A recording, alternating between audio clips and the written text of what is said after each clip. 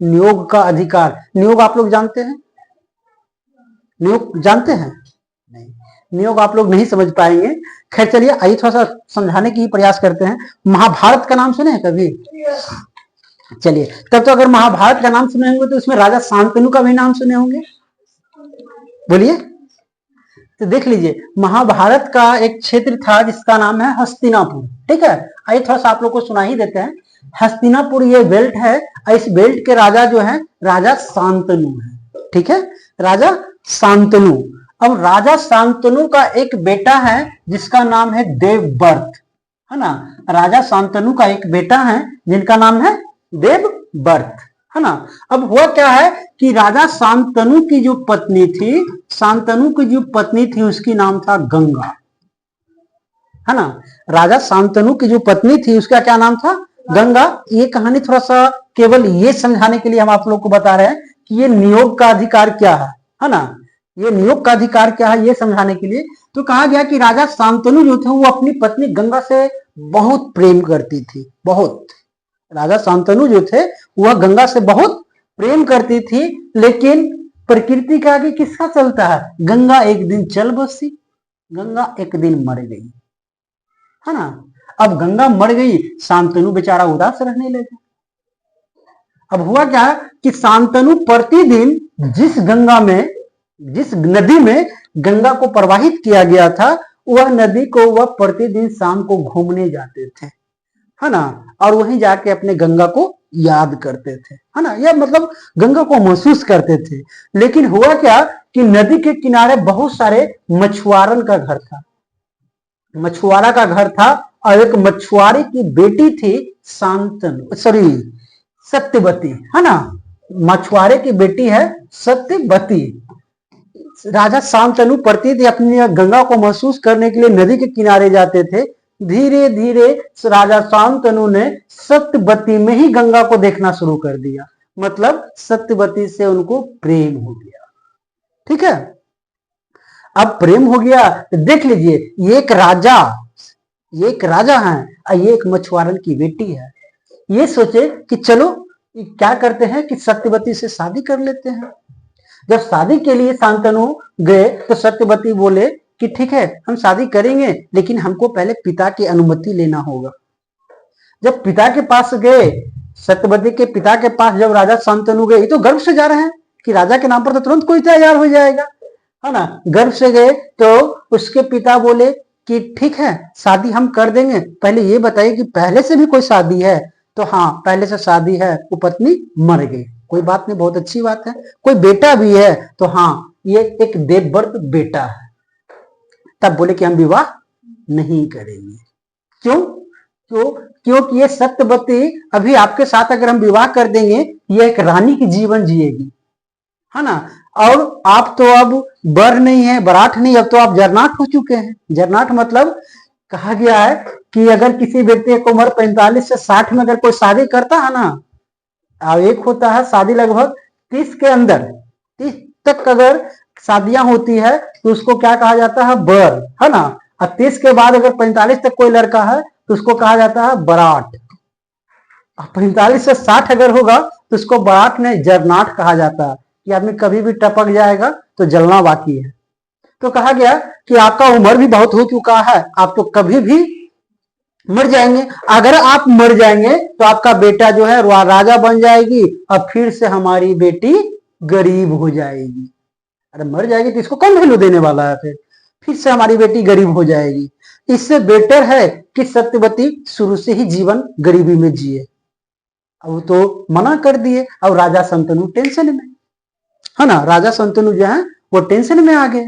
अब वह घर जाकर आराम से कोप भवन में पड़े हुए हैं, मतलब उदास चेहरा लेकर। अब उदास चेहरा देखकर देवव्रत परेशान कि आखिर पिताजी को हुआ क्या है। वह धीरे धीरे पता लगाया, जो राजा शांतनु को सारथी के रूप में ले जाता था गंगा किनारे, उससे पूछे देवव्रत कि आखिर क्या बात है जो हमारे पिताजी इतना उदास रहते। तो वो सारथी इनको बताया देवव्रत को कि आपको पिता को प्रेम हो गया है और वह शादी करना चाहते हैं। तो बोले कि कौन भारी बात है, शादी करना चाहते हैं कर लीजिए। तो वो बताए कि वह मछुआरा जो है वह शादी करने से इनकार कर दिया। अब ये देवव्रत बेचारा ये भी परेशान, ये तुरंत गए फिर मछुआरा के पास कि भाई क्या बात है, आप विवाह काहे नहीं करते हैं? तो बोले कि बताओ विवाह कैसे करें, ये कुछ दिन में मर जाएगा, तुम राजा बन जाएगा, फिर से हमारी बेटी गरीब हो जाएगी, उससे अच्छा जीवन है कि अभी जी ले। तो देवव्रत कहते हैं कि मैं प्रतिज्ञा लेता हूं कि आजीवन राजा नहीं बनूंगा, तब तो विवाह करोगे। तो बोला मछुआरा क्या कहता है कि तुम ही होशियार है कि तुम राजा नहीं बनेगा, अब फटाक से तुम अपने बेटे को राजा बना दिया। तब देवव्रत कहते हैं कि मैं फिर से प्रतिज्ञा लेता हूं कि आजीवन विवाह नहीं करूंगा। तब वह मछुआरा तैयार हो जाता है। देख लीजिए उस काल के बेटा की कहानी हम बता रहे हैं।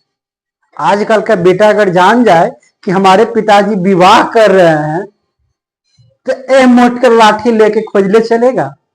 और उस समय देख लीजिए अपना विवाह त्याग दिया कि हम आजीवन विवाह नहीं करेंगे, हम आजीवन राजा नहीं बनेंगे। अब पिता के साथ सत्यवती का विवाह कर दीजिए। सत्यवती का विवाह राजा शांतनु के साथ हो जाता है ना। राजा शांतनु का जब विवाह हुआ तो इससे एक बेटा हुआ जिसका नाम है विचित्रवीर्य।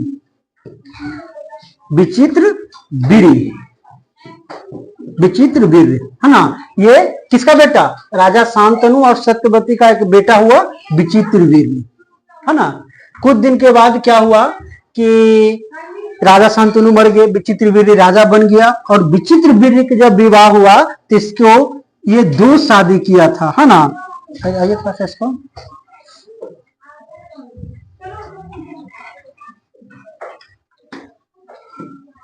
विचित्रवीर्य जो है यह 2 विवाह किया था।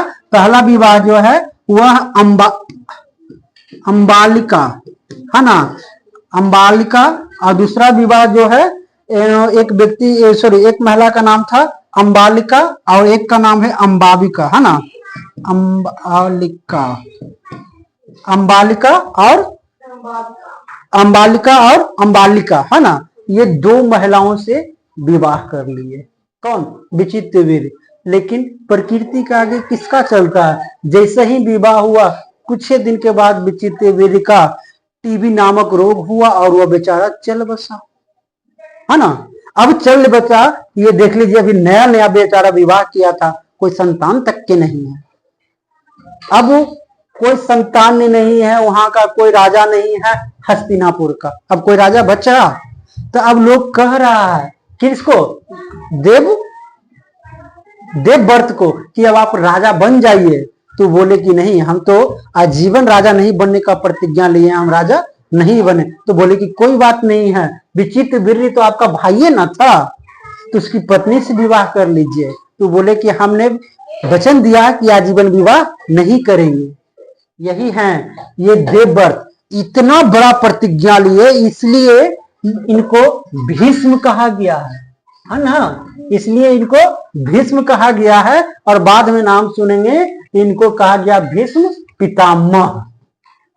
भीष्म पितामह कोई साधारण व्यक्ति नहीं थे। और क्यों भीष्म नाम पड़ा पता चल गया ना। इतना कठिन आजकल समय नहीं ना है। आजकल तो है कि तुरंत माई क्रिया बाप क्रिया करेगा, तुरंत बस खत्म, फिर से अपना राजा बन जाएगा, ये फिर से कुछ कर लेगा। उस समय प्रतिज्ञा का महत्व हुआ करता था है ना।